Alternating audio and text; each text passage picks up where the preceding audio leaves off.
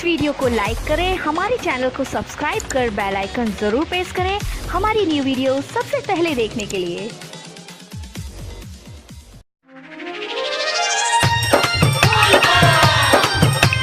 Recording by मां Durga music.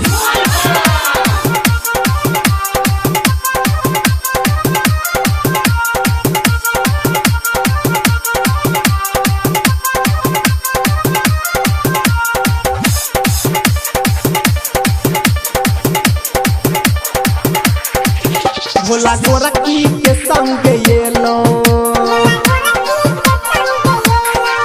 बाबा गोरखी के संग ये लो, भांग से हो चढ़े लो, गोरखी के संग ये लो, भोला भांग से हो चढ़े लो।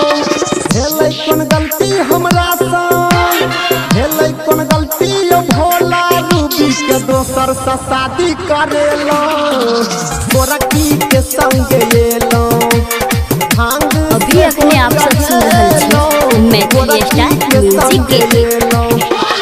भेलै कौन गलती यो बाबा, भेलै कौन गलती यो भोला, रूबी के दोसर से शादी करेलो, गोरखी के संग ये लो।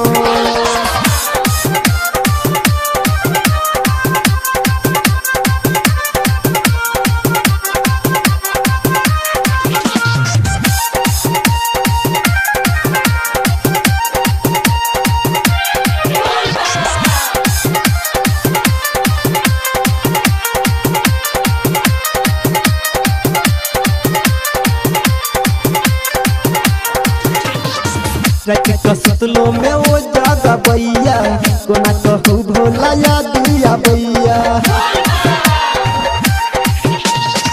कसुतलो में वो जागा बैया, कोना कहू भोला या दिया बैया। दिन रात याद में कानत रहै छी, सुनु न बाबा ओकरे रास्ता तकै छी, सुनु ने बाबा छी हम मजबूरियो, करू ने कृपा बेटा पर जरूरियो।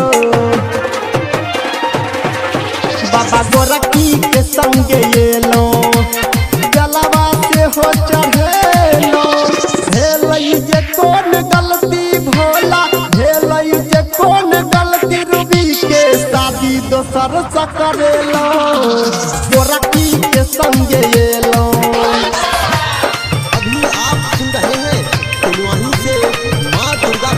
डीजे राहुल बिहार। अभी अपने आप सब सुन रहल छी मैथिली स्टार म्यूजिक के।